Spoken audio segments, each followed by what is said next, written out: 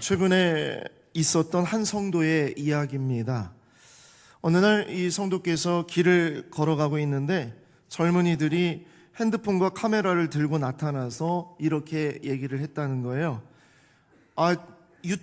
저희들은 유튜브를 만들려고 하는데 인터뷰가 혹시 가능하십니까? 그래서 무슨 유튜버입니까? 라고 질문을 했더니 TV는 사랑을 싣고처럼 오래전 첫사랑이나 보고 싶은 사람을 찾아주는 그런 유튜버인데 당신이 혹시 찾고 있는 사람이 있다면 찾아드리겠습니다 라고 이렇게 얘기를 한 거예요. 그래서 이름과 연락처를 나누고 촬영 일자를 이렇게 맞췄다고 합니다.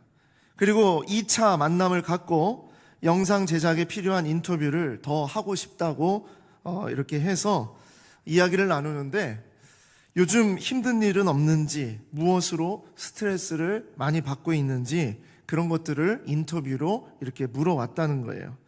조금 이상은 했지만 그래도 인터뷰 속에 어떤 한 과정이라 생각을 하고 그렇게 또 이야기를 했고요.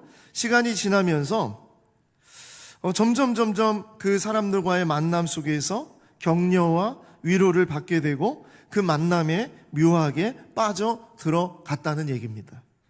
알고 봤더니 바로 이 사람들은 신천지였습니다. 근데 정말 신기한 것은 그렇게 조금씩 빠져 들어가게 만들었다는 거예요. 저는 이단에 빠진 딸을 다시 돌려 보내달라면서 몇 년 동안 그 집단과 싸워온 집사님 부부를 알고 있습니다. 그렇게 예쁘고 착하고 신앙생활 잘하던 딸이 어느 날부터인가 교회를 비판하고 목사와 장로를 비판하고 기존 성경 공부가 문제가 있다고 하면서 자기는 이제 교회를 나가지 않겠다고 그렇게 이야기를 했어요.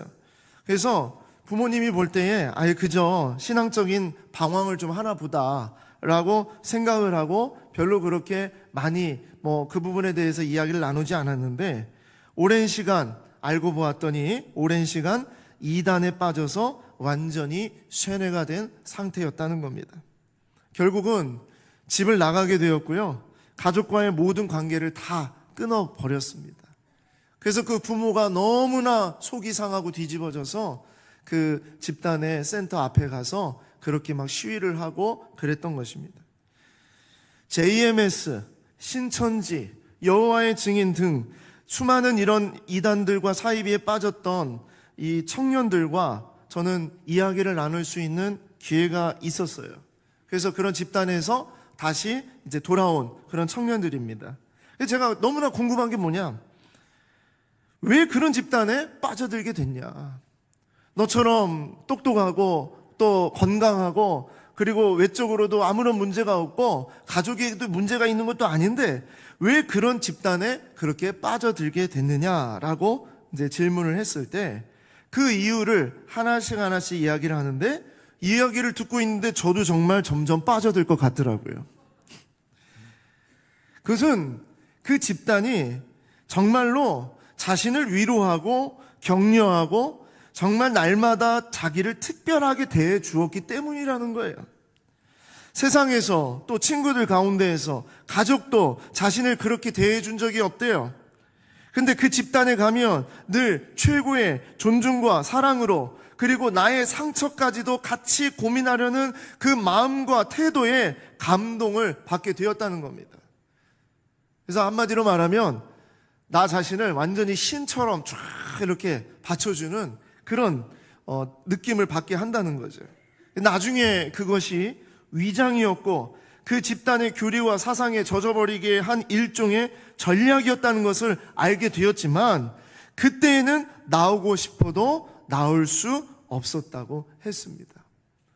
수렁에 이렇게 몸이 조금씩 이렇게 빠져 들어가듯이 그렇게 들어가서 어느 날 어떤 순간인가 완전히 빠져서 나올 수 없는 상태가 되어버리는 것. 이것이 바로 사이비 단체이고요. 우리는 그들을 이단이다라고 그렇게 부릅니다. 이단은 그렇게 좋은 것처럼 시작을 해서 건강한 것처럼 시작을 해서, 괜찮은 것처럼 시작을 해서 완전히 다른 길로 빠지게 만드는 것이 바로 이단입니다. 나중에는 결코 빠져나오지를 못해요. 이것이 바로 이단의 특징입니다. 그래서 이단의 사전적인 의미를 찾아봤더니 정통 학파나 종파에서 벗어나 다른 학설을 주장하는 일이나 교파를 이단이라고 하는데, 우리 교회에서 특히 말하는 이단들은 그릇된 교훈을 가르치는 의미로 다른 것을 선택하다라는 뜻을 가지고 있습니다. 그래서 이것은 복음 이외에 다른 것을 선택하도록 그렇게 만들어버리는 행위가 바로 이단이다라는 거예요. 하지만 저는 이 이단이라는 말이 우리 한자어에 담겨져 있는 표현이 더 우리에게는 와닿다라고 생각을 합니다. 그게 뭐냐? 다를 이자에 끝단자를 쓰는 거죠. 이단. 그러니까 처음은 같지만 끝이 다른 것이 이단입니다. 겉은 같으나 속이 다른 것이 이단입니다. 형식은 괜찮고 같은 것 같지만 그 내용이 다른 것이 이단입니다. 진짜인 줄 알았는데 시간이 지나면서 가짜인 것이 드러나는 것이 이단입니다. 그러므로 이단은 변질을 말하는 것이고요, 진짜를 가짜로 대체해 나가는 행위를 이단이라고 말하는 거예요. 저는 오늘 이 이야기를 나누기 위해서 하나님은 우리에게 여로보암이라는 사람의 인생을 보게 하셨어요. 여로보암을 보았더니, 여로보암의 인생을 읽었더니 여로보암은 이단의 길을 걸어갔던 사람이라는 것을 알게 되었습니다. 자, 여로보암을 알기 위해서는 그 앞에 솔로몬의 이야기를 하지 않을 수가 없습니다. 자, 지난주 말씀드린 대로 솔로몬은 하나님의 말씀에 비추어 보지 아니하는 유혹에 완전히 넘어갔습니다. 그래서 오랜 시간 하나님의 축복을 자기의 사치로 변질시켰고, 세상이 말하는 성공과 인기가 자기의 꿈이 되었고요, 세속적인 힘을 구축하고자 자기의 모든 에너지를 거기에 쏟았습니다. 그러다 보니 하나님의 말씀과는 완전히 다른 왕이 되어버렸어요. 그리고 결국 여호와를 떠나는, 그의 끝이 달라버린 그러한 왕이 되었습니다. 열왕기상 11장 9절 말씀 보시겠습니다. 솔로몬이 마음을 돌려 이스라엘의 하나님 여호와를 떠남으로 여호와께서 그에게 진노하시니라. 여호와께서 일찍이 2번이나 그에게 나타나시고 이 일에 대하여 명령하사 다른 신을 따르지 말라 하셨으나 그가 여호와의 명령을 지키지 않았으므로 여호와께서 솔로몬에게 말씀하시되 내게 이러한 일이 있었고 또 내가 내 언약과 내게 명령한 법도를 지키지 아니하였으니 내가 반드시 이 나라를 내게서 빼앗아 너의 신하에게 주리라. 하나님이 이런 일을 하시는 이유가 분명히 나오고 있죠.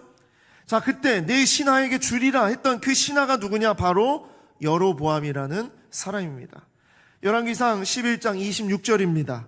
솔로몬의 신하 느밧의 아들 여로보암이 또한 손을 들어 왕을 대적하였으니, 자, 여기 보면 또한 손을 들어 왕을 대적했다 했는데, 솔로몬의 삶 속에 하나님의 말씀이 떠나 있고, 그리고 자기가 자기의 모든 축복을, 하나님의 축복을 사치로 바꾸고 자기를 위해서 이 세상의 성공을 가장 중요한 걸로 삼고 그렇게 살아가게 되니까 어떤 일이 벌어졌느냐? 솔로몬 시대에 사람들의 마음속에 힘듦과 어려움과 괴로움들이 쌓이기 시작했어요.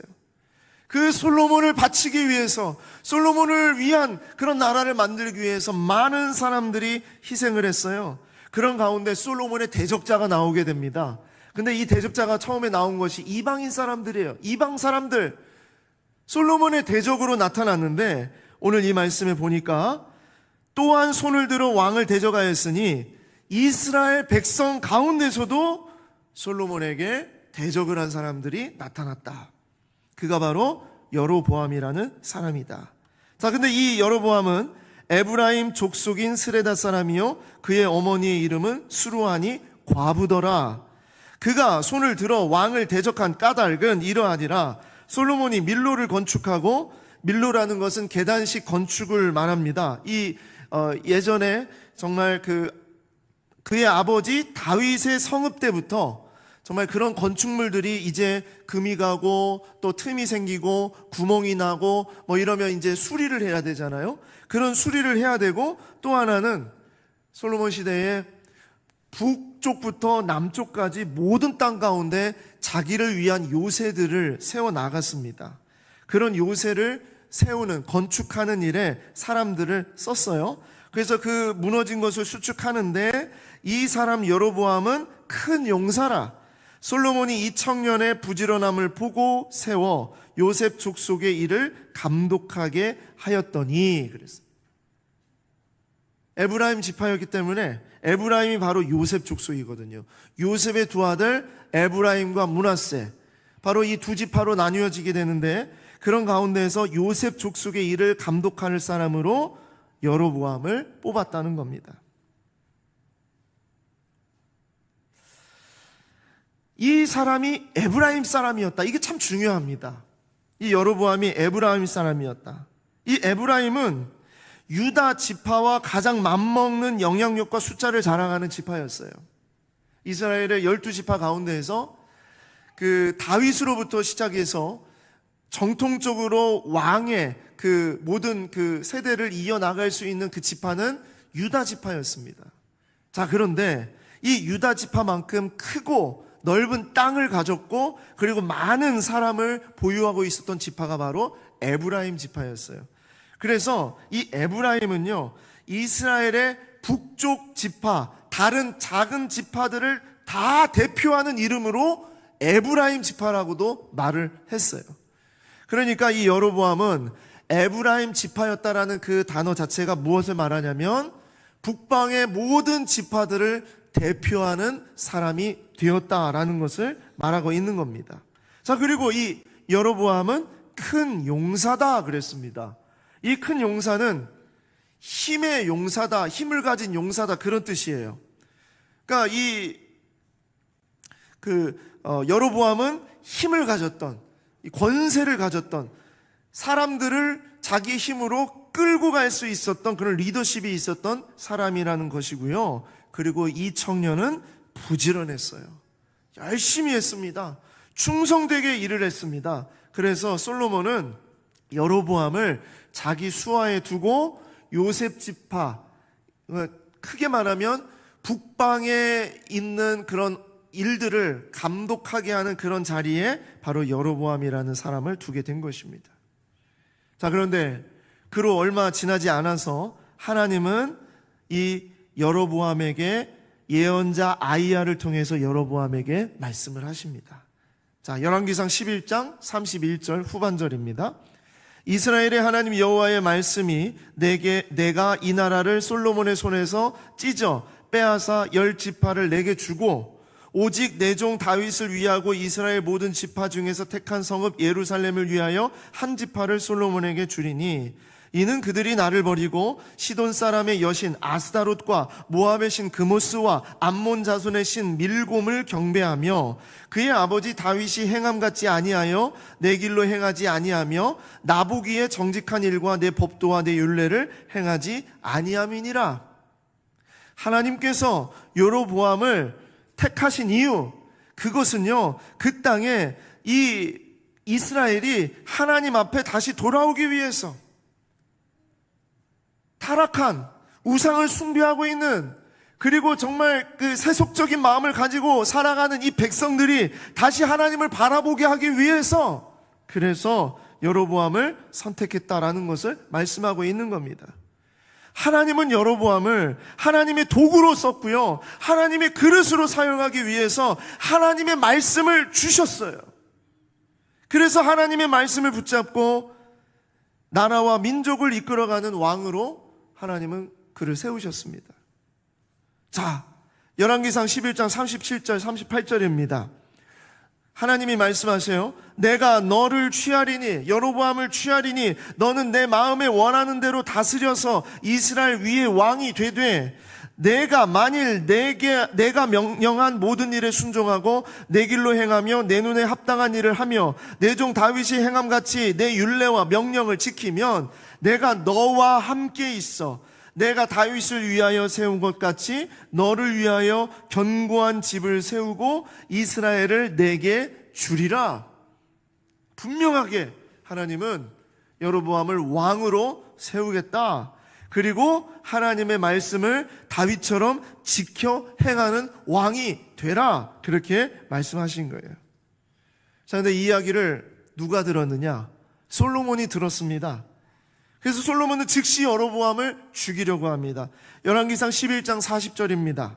그러므로 솔로몬이 여로보암을 죽이려 하매 여로보암이 일어나 애굽으로 도망하여 애굽 왕 시삭에게 이르러 솔로몬이 죽기까지 애굽에 있으리라. 자, 그리고 솔로몬이 죽었습니다.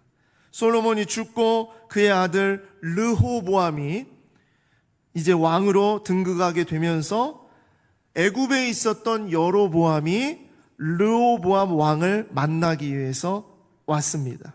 여로보암은 르호보암 왕에게 간절히 부탁을 합니다.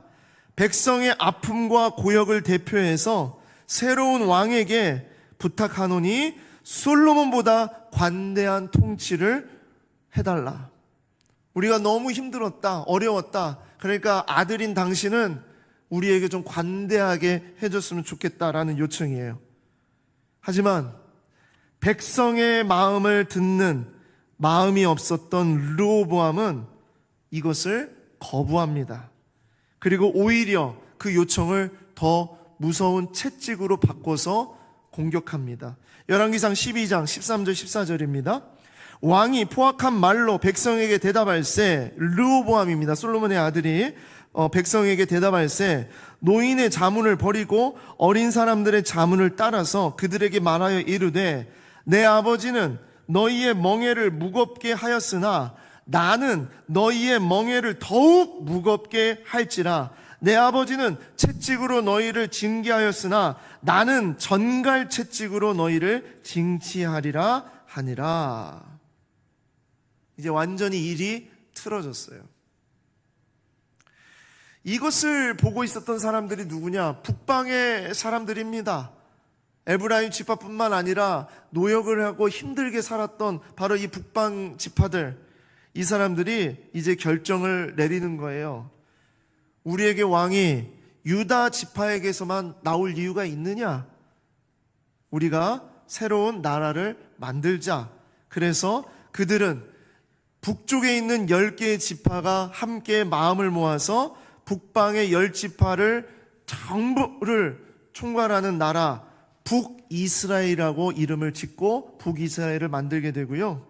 그리고 솔로몬의 아들 르호보암을 따라서 르호보암이 있었던 지파가 유다 지파라고 했잖아요. 그리고 이 유다 지파를 같이 옆에서 섬기고 보조했던 그런 지파가 베냐민 지파인데, 그래서 이 두 지파, 유다 지파와 베냐민 지파만 남쪽에서 머물면서 그들이 나라를 세웠는데 그것이 바로 남유다가 되는 것입니다. 다윗 시대에 12지파를 어렵게 모았어요. 연합을 하게 만들었고 한 몸이 될 수 있도록 만들었거든요. 그리고 솔로몬 때에 그것이 조금씩 금이 가기 시작을 하면서 르호보암과 여로보암 왕으로 나뉘어지고 남유다와 북이스라엘로 그렇게 이제 이스라엘은 두 나라로 분열된 왕국으로 나아가게 되는 것입니다. 이 일을 하신 이유가 무엇인가? 하나님의 마음이 그 안에 담겨져 있기 때문이죠. 우상을 숭배하고 거짓되고 더럽고 타락한 세속적인 세상의 것을 따르는 이스라엘이 하나님 앞에 다시 돌아오게 하기 위한 하나님의 뜻이 담겨져 있는 것입니다. 자, 그런 마음으로 여로보암은 북이스라엘의 첫 번째 왕이 됩니다. 그는 하나님의 도구였고 하나님의 말씀을 받은 왕이었어요.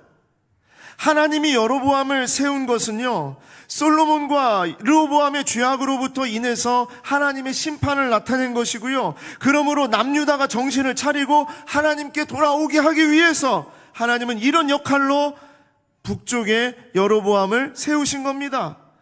그런데 이 여로보암은 그런 하나님의 마음을 버리게 되고요. 하나님의 말씀을 버리게 되고요. 자기 욕심으로 조금씩 변질되기 시작합니다. 이것이 바로 이단으로 가는 그런 모습이었어요. 이 여로보암이 이단으로 빠지게 된 정말 그 이유는 바로 여로보암 속에 있었던 자기 안에 있는 욕심과 비교의식과 두려움 때문이었습니다. 새로운 나라를 자기 힘으로 다스리기 위해서 갖추고자 했던 것이 있었는데, 그것이 무엇이냐면 바로 종교적인 행사를 할 수 있는 종교적인 제단이 필요했어요. 그런데 그때 종교적인 제단이 어디 있었어요? 남유다의 예루살렘 성전에 있었단 말입니다. 이스라엘이라는 나라는요, 12지파로 나뉘어져 있지만 그들은 광야 시절부터 성막, 성전 중심의 공동체로 살아왔기 때문에 절기나 어떤 죄의 문제가 있으면 성전이 있는 예루살렘으로 갈 수밖에 없었습니다. 그러면 이렇게 그곳에 가게 되면 여로보암이 염려했던 것은 무엇이냐? 북방의 이스라엘 백성들이 남유다의 성전으로 가서 제사를 드리러 가게 될 때 그곳에 있는 르호보암에게 마음이 뺏길 것에 대한 두려움을 가지고 있었던 거예요. 자기에게는 정통 왕족의 피가 흐르지 않잖아요.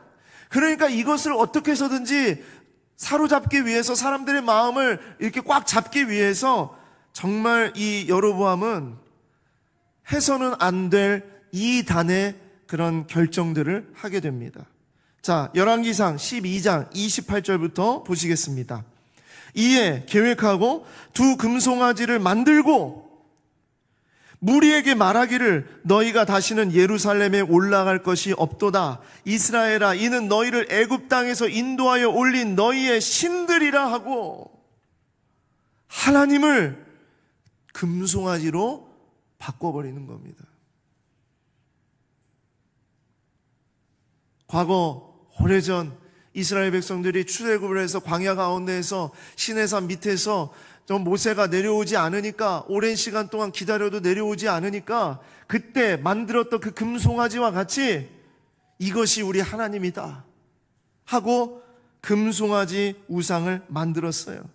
그리고 하나를 베델이라는 곳에 두고 다른 하나는 단에 두었습니다. 이 일이 죄가 되었으니 이는 백성들이 단까지 가서 그 하나에게 경배함이었더라.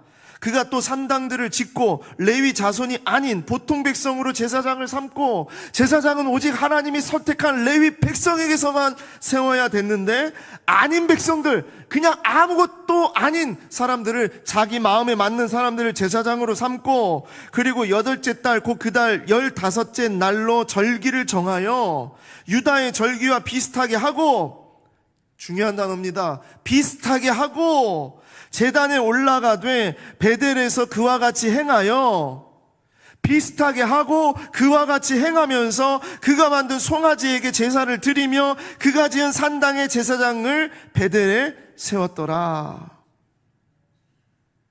여러분, 지금 여로보암이 하고 있는 게 뭡니까? 이게 바로 사입이고 이게 바로 이단입니다. 하나님을 형상화하고 임의로 성전을 만들고 보통 백성으로 제사장을 삼고 유다의 절기와 비슷했지만 전혀 다른 날로, 자기의 날로 삼고, 그리고 비슷하게 분향을 해 나가는, 모두가 다 가짜예요. 모두가 다 거짓이에요. 하나님은 이것을 보시고 가만히 계실 분이 아니시죠. 하나님이 여로보암을 어떻게 부르셨는데요? 하나님의 말씀으로 부르셨어요. 그런데 완전히 이단의 길을 걸어가고 있는 것을 보시고 가만히 계시지 않는 겁니다. 즉각적으로 하나님은 여로보암의 범죄 앞에 나타나십니다. 그의 모든 더럽고 추악한 걸 드러내시고요, 더 이상 변질되지 않도록 말씀하시는 거예요. 솔로몬의 우상 숭배를 심판하시고 남유다를 경책하면서 이스라엘이 하나님의 말씀 앞으로 다시 돌아오게 하기 위해서 하나님께서는 여로보암을 하나님의 말씀의 도구로 사용을 했는데 바로 이 여로보암은 오히려 남유다보다 더 충격적이고 패역한 이단의 길을 걸어가는 자가 되었다는 겁니다. 오늘 우리가 읽은 본문이 바로 그 이단의 짓을 하고 있는 그때에 하나님이 나타나셔서 말씀하시는 거예요. 열왕기상 13장 1절에서 5절 말씀 다시 보시겠습니다. 보라, 그때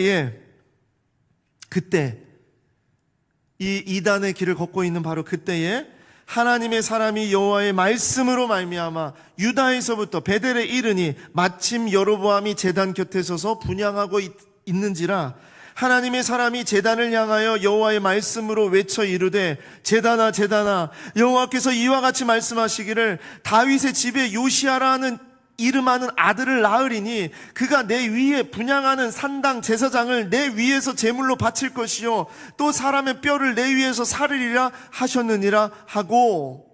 자, 이 말씀은 무엇이냐면 바로 요시아 왕을 말하는 거예요. 이 요시아는요, 지금 여로보암이 있을 때부터 300년 뒤의 사람입니다. 남유다의 16번째 왕이 요시아입니다. 요시아는 그 300년 뒤에 무엇을 하냐면 이스라엘 땅에 종교개혁을 일으킨 왕입니다.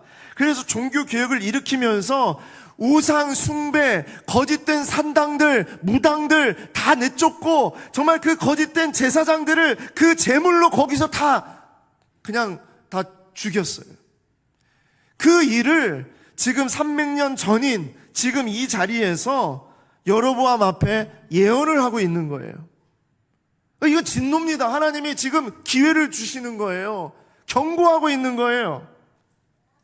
그래서 이 말이 정말 하나님이 주신 말씀인지 아닌지를 어떻게 나타내냐면 그날에 그가 징조를 들어 이르되 이는 여호와께서 말씀하신 징조라 제단이 갈라지며 그 위에 있는 재가 쏟아질 것이다 하매 여로보암 왕이 하나님의 사람이 베델에 있는 제단을 향하여 외쳐 말함을 들으면서 그 제단에서 여로보암이 손을 펴서 저놈을 잡아라! 그를 잡아라! 하면서 이렇게 막 손을 펴서 이렇게 외칠 때 그를 향하여 손편이 말라서 거두지 못하는 겁니다. 굳어버린 거예요. 그 자리에서. 자, 이때 하나님의 사람이 여호와의 말씀으로 보인 징조대로 제단이 갈라지며 재가 제단에서 완전히 쏟아지게 되는 것을 경험하게 됩니다. 이게 여로보암에게 주신 하나님의 진노였어요. 이건 무엇을 말하냐면 하나님의 마음이 찢어졌다는 것을 얘기합니다. 베델의 제단을 갈라버리시는 하나님, 그것이 아니라는 거예요. 이단이라는 거예요.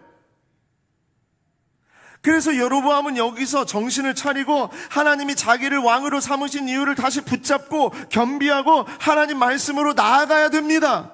하지만 여로보암은 끝내 하나님 앞으로 돌아오지 않을 뿐만 아니라 이스라엘의 역대 전무후무한 패역한 왕으로 모든 악한 왕들, 북이스라엘의 모든 악한 왕들, 200년 동안의 모든 악한 왕들의 기준이 바로 여로보암이 되는 거예요.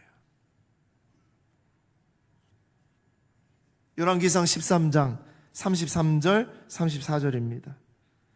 여로보암이 이 일 후에도 그의 악한 길에서 떠나 돌이키지 아니하고 다시 일반 백성을 산당의 제사장으로 삼되 누구든지 자원하면 그 사람을 산당의 제사장으로 삼았으므로 이 일이 여로보암 집의 죄가 되어 그 집이 땅 위에서 끊어져 멸망하게 되니라.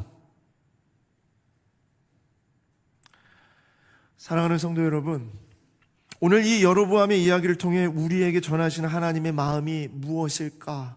저는 이것을 고민하면서 여러분들에게 이 이야기를 꼭 나누고 싶었습니다. 오늘 우리가 읽은 이 말씀은, 여로보암의 이야기는 바로 이러한 일들이 언제든지 우리 안에서 일어날 수 있다는 것을 말씀하고 있는 겁니다. 어떻게 그럴 수 있어? 어떻게 그런 것에 빠질 수 있어? 어떻게 거기서 헤어나오지 못할 수가 있어? 라고 정말 이렇게 말할지 모르지만요, 여러분, 우리도 그렇게 빠져들고 우리도 다시 돌아오지 못하는 그런 모습으로 살아갈 수 있다는 것을 우리가 알아야 됩니다.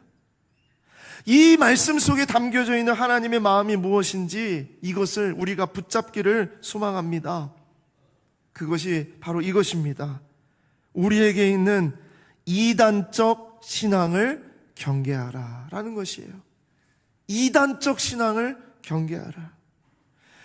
여로보암을 통해서 우리가 알아야 되는 것은요, 그를 지적하고 그를 공격하고 그를 뭐라고 하는 것이 아니라 그것을 통해서 우리 안에 있는 이단적인 신앙을 경계하라는 것이에요. 자, 이단적인 신앙 첫 번째, 그게 무엇이냐? 그 어떤 것으로도 예배를 대신하지 마라. 그 어떤 것으로도 예배를 대신하지 마라. 여로보암은 하나님이 정하신 예배, 하나님이 기준이신 예배를 자기 마음대로 다 바꿔버렸어요. 예배의 대상, 하나님을 뭘로 바꿨어요? 금송아지로 바꿨어요. 예배의 장소, 예루살렘 성전을 뭘로 바꿨어요? 단과 베델로 바꿔버렸어요. 예배를 섬기는 자들, 레위 제사장들을 뭘로 바꿨어요? 일반 백성들로 바꿔버렸어요. 예배의 시간, 절기, 하나님이 정하신 그 절기를 뭘로 바꿨어요? 유다와 비슷하게 자기가 원하는 대로 바꿔버렸어요. 다 바꿨어요. 비슷하지만 그 내용은 완전히 하나님이 없는 그런 예배였다는 거예요. 왜 그러냐? 여로보암은 두려움과 비교의식과 자신의 욕심에 눈이 멀었기 때문입니다. 열왕기상 12장 27절 보시기 바랍니다. 만일 이 백성이 예루살렘에 있는 여호와의 성전에 제사를 드리고자 하여 올라가면 이 백성의 마음이 유다왕 된 그들의 주 르호보암에게 돌아가서 나를 죽이고 유다왕 르호보암에게 돌아가리로다 하고, 여로보암은 하나님이 부르셨고 하나님의 도구로 쓰임을 받으면서도 무엇을 생각했냐면 남유다의 왕 르호보암이 언제든지 나를 죽일 것이다. 그래서 내가 우리 북이스라엘에 있는 백성들이 절대로 남유다로 내려가도록 하지 않아야겠다는 그런 두려움과 비교의식과 자신의 욕심에 눈이 멀어 갔던 겁니다. 우리는 오늘 늘 비교의식과 내 욕심에 눈이 멀어서 하나님의 자리를 대신하고 하나님 앞에 온전히 예배 드리는 것을 대신하는 것이 무엇이 있는지 돌아보기를 원합니다. 진짜이신 하나님은 어떻게 우리가 바꿔버리냐면 내 눈에 좋고 나를 위해 내 마음대로 부릴 수 있는 존재로 바꾸어버리는 그런 금송아지처럼 하나님을 그렇게 믿는 신앙이 우리 가운데 있어요. 하나님을 부적이나 도깨비 방망이처럼 램프의 지니처럼 우리는 하나님을 그렇게 이용할 때가 있어요. 그런 존재로 하나님을 대체해버리는 것입니다. 이것이 바로 이단적인 신앙이에요. 여러분, 우리가 외적인 것이 다 갖춰졌다고 비슷하다고 해서 온전한 예배를 드릴 수 있을까요? 아닙니다. 유명한 설교자의 영상이나 감동적인 찬양의 노래나 이런 동영상을 내가 보았다고 해서 내가 정말 온전하게 예배로 주님 앞에 나아갈 수 있다고 믿으십니까? 속임수입니다. 형식을 다 갖췄다고 해서 저절로 예배가 되는 게 아니에요. 그랬다면 가인의 제사를 받으시고 사울 왕의 제사를 받으셨어야죠. 가장 좋은 것으로, 가장 좋은 짐승으로, 가장 특별한 것으로 그렇게 드렸어요. 하나님은 가인의 제사를 받지 않으셨어요. 사울 왕의 제사를 받지 않으셨어요. 천천의 순양이나 만만의 강물 같은 기름을 하나님이 기뻐하실까요? 하나님과 동행하지 않고 하나님 앞에 순종하지 않고 하나님의 말씀이 완전히 사라져 버렸으면서 일주일에 한 번 교회 와서 액땜하듯이 예배하는 거 하나님이 그것을 기뻐하실까요? 삶에 순종이 없고 일상에 믿음이 결여되어 있으면서 아무리 가장 좋은 형식으로 갖춘다고 해도요, 하나님은 그 예배를 받으시지 않습니다. 늘 두려움과 세속적인 두려움과 나의 비교의식과 자기 자신의 눈이 멀게 하는 그런 욕심이 가득해서 겉으로 형식을 갖추고 내 마음대로 생각하면서 하나님을 믿으려고 하는, 그것이 바로 우리의 이단적인 신앙입니다. 그 어떤 것으로도 온전한 예배를 대신하지 마시고 대체하지 마시기를 바랍니다. 이단적인 신앙을 경계하는 두 번째는 그 어떤 이유나 명분으로도 불순종을 합리화할 수 없습니다. 그 어떤 이유나 어떤 정말 너무나도 정말 확실한 명분이 있다 하더라도요, 하나님 앞에 불순종하는 것을 합리화할 수 없습니다. 여로보암이 그랬을 거예요. 여로보암의 입장에서 생각을 한번 해봤어요. 어떻게 합리화할 수 있을까? 나라가 둘로 나뉘어졌으니까 그러는 거 아닙니까? 또 나는 다윗의 정통의 피가 흐르지 않으니까 이렇게밖에 할 수 없는 거 아닙니까? 아니 12지파 가운데서 10지파가 내 편인데 이렇게 하면 안 됩니까? 그리고 이 사람들이 나를 왕으로 이렇게 해달라고 했고, 그래서 내가 이렇게 만들어줬는데 뭐가 문제입니까? 그리고 또 하나, 여로보암을 설명할 때 여로보암의 어머니가 과부라고 그랬어요. 그러니까 이것은 성경에서 어떤 의미를 담고 있는 거예요. 어렸을 때 어떤 상처, 아픔, 가정적인 어떤 문제가 있었던 거예요. 그러니까 그런 상처가 있으니까 이게 되는 거 아닙니까? 사람들의 고역이 있으니까 이 사람들 돕고 싶으니까 제가 이렇게 나서는 거 아닙니까? 심지어 나를 통해서 솔로몬과 르호보암을 심판하라고 하나님이 그렇게 한 거 아닙니까? 그러니까 저한테는 이런 이유가 있고 이런 분명한 명분이 있어요. 그러니까 좀 이것 좀 제가 하는 대로 하면 안 됩니까? 그 어떠한 이유와 명분이 있다 하더라도 하나님의 말씀을 불순종하는 것은 합리화할 수 없습니다. 최근에 믿음 세대 한 분께서 저한테 그런 말씀을 하셨어요. 목사님, 우리 교회 온라인 예배 중단하면 좋겠습니다. 자기가 자신이 경험을 해보니까 온라인이 사람을 편하게 만들고 거기에 익숙하게 해서 내 마음대로 예배를 가볍게 생각하게 되는 것 같아요. 제가 그래요 하면서 본인이 그러시다는 거예요.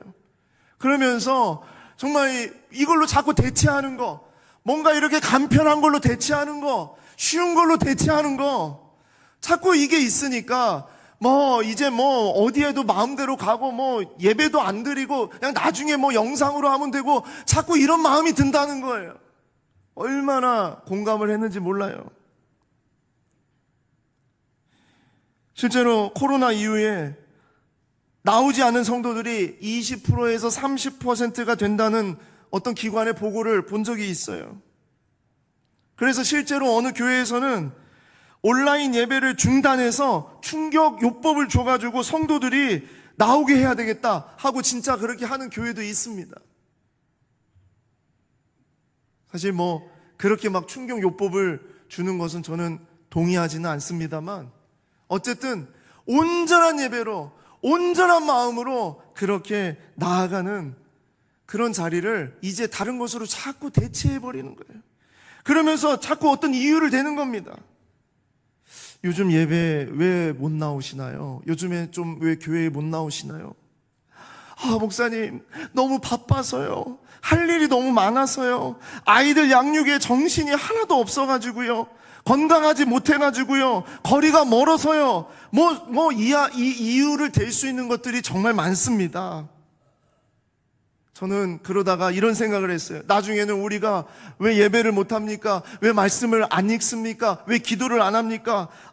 심심해서요. 배가 고파서요. 가난해서요. 제 머리가 나빠서요. 사람들이 저를 이상하게 볼 것 같아서요. 별 이유를 다 대서 이제 그렇게 얘기하지 않을까. 한도 끝도 없을 거예요. 그걸 뒤집어서 얘기하면 그 사람에게 하나님이 지금 절실하게 하나님을 찾는 그런 마음이 없기 때문입니다. 몸이 지치고 힘들고 어려워도 돈을 벌기 위해서 일을 나가는데 우리의 영혼의 생명, 우리의 모든 삶, 그리고 이 땅에서 삶뿐만이 아니라 영원한 삶을 주관하시는 하나님이 전부라고 말을 하면서 그 전부이신 주님 앞에는 온전히 나아가지 못한다는 것, 그럼 우리가 생각해야 될 거 아니겠습니까? 마틴 루터는 일하는 시간이 늘어나는 만큼 기도의 시간을 늘리겠다고 결단을 했어요. 비라이벨스 목사님은 너무 바빠서 기도합니다 라는 책을 통해서 바쁨이나 다른 어떤 이유가 오히려 더 하나님 앞에 기도해야 되는 것이라는 그 이유를 제시했습니다. 성도 여러분, 우리가 우리의 이유, 또 자기의 열정, 나의 충만, 자기 기준으로 신앙생활 하려는 것을 늘 경계하시기를 바랍니다. 이것은 이단적 신앙으로 나아가는 방향이 돼요. 방법이 됩니다. 좀 더디고 좀 더 이렇게 뭔가 열매가 쉽게 나타나지 않더라도요, 정확한 방향을 가지고 나아가는 한 걸음 한 걸음의 몸부림이 우리 가운데 있기를 원합니다. 인간을 향한 방향이 아니라 오직 하나님을 향한 방향, 그 방향으로 충성되게 나아가는 몸부림이 있기를 원합니다. 그리고 마지막 세 번째로 이단적인 신앙을 경계하기 위한 세 번째 이야기는 과거의 말씀이 아닌 지금도 역사하시는 말씀이어야 한다는 거예요. 과거에 있었던 말씀, 과거에 나를 부르신 말씀이 아니라 지금도 그 말씀 앞에 설 수 있는 살아있는 말씀, 그 말씀이어야 합니다. 아무리 강조해도 지나치지 않습니다. 지난주에도 말씀드렸고 계속 말씀드리잖아요. 제가 드리고 싶어서 하는 게 아니라 성경에 하나님이 그렇게 반복하세요. 말씀하시고 또 말씀하시고 또 말씀하시고 또 말씀하시고. 오늘 우리가 읽은 본문에 가장 많이 나오는 단어가 무엇인가 한번 여러분 보십시오. 그건요, 바로 여호와의 말씀이라는 거예요. 여호와의 말씀. 지금 이단적인 신앙을 가지고 이단적인 제단으로 나아가는 여로보암에게 하나님이 말씀하신 게 뭐냐? 여호와의 말씀으로 말미암아, 여호와의 말씀으로, 여호와께서 말씀하시기를 여호와의 말씀으로 보인 여호와의 말씀이 내게 명령하여, 계속 이렇게 말씀하세요. 여기에 담겨져 있는 하나님의 마음이 뭐냐? 지금도 하나님의 말씀만을 온전히 붙잡고 순종하고 있느냐? 그렇게 해야 된다, 그 말씀입니다. 하나님이 쓰신 사람, 과거에 하나님의 말씀을 들었던 사람이라 하더라도요, 하나님의 말씀 없이 살아갈 수 있습니다. 하나님의 말씀이 없는 사람은 결국 자기 자신과 주변을 모두 불행하게 만듭니다. 여로보암이 자기만 죽는 것이 아니라 북이스라엘 모두를 다 가짜 하나님과 가짜 예배로 나아가게 해서 죽게 만드는 거예요. 듣지 않으면 더 이상 들리지 않습니다. 진짜의 귀를 기울이지 않으면 가짜의 귀를 기울이게 되어 있습니다. 진짜는 하나님이시고 가짜는 자기 자신이고 세상적인 것이에요. 여러분, 가짜의 귀를 기울이게 되면 이단적 신앙으로 가게 되는 것입니다. 늘 우리가 정말 붙잡아야 될 것은요, 과거에 주신 말씀, 과거에 나를 이끌어 주신 말씀, 과거에 나를 살리신 말씀이 아니라 지금도, 현재도, 오늘도, 여기도 하나님의 말씀이 여전히 나를 역사하기를 소망하는 여러분과 제가 되기를 원합니다. 아침에 일어나서 눈을 뜰 때 제일 먼저 하나님 앞에 부르짖는 기도, 하나님, 오늘도 주의 말씀으로 살게 하여 주시옵소서. 어제, 작년, 10년 전, 42년 전 그때 주신 말씀이 아니라 지금 이 순간에 나를 이끄시고 나를 살리시고 나를 일으키시는 말씀을 따라가게 하여 주시옵소서. 이 기도가, 여러분과 저의 기도가 되기를 소망합니다.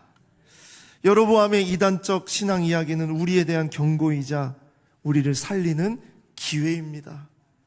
우리가 늘 하나님 말씀 앞에서 불순종하려는 것과 싸우고 하나님의 인도하심을 구하게 하는 하나님의 간절한 요청이라는 것을 기억하시기 바랍니다. 우리의 생각과 경험, 지식으로는 결코 온전할 수 없어요. 그것을 늘 깨닫는 것이 지혜예요. 그래서 인간의 힘으로는 안 되는 것이구나, 내 노력으로는 아무것도 할 수 없는 것이구나, 이것을 깨닫고 하나님이 하시고 하나님이 이루시는 방법을 날마다 찾아가는 것, 그것이 바로 하나님 말씀을 붙잡는 것입니다. 하나님의 말씀으로 날마다 우리 안에서 일어나는 이단적 신앙의 욕망을 꺾고 부수어 버리는 여러분과 제가 되기를 간절히 소망합니다. 기도하겠습니다.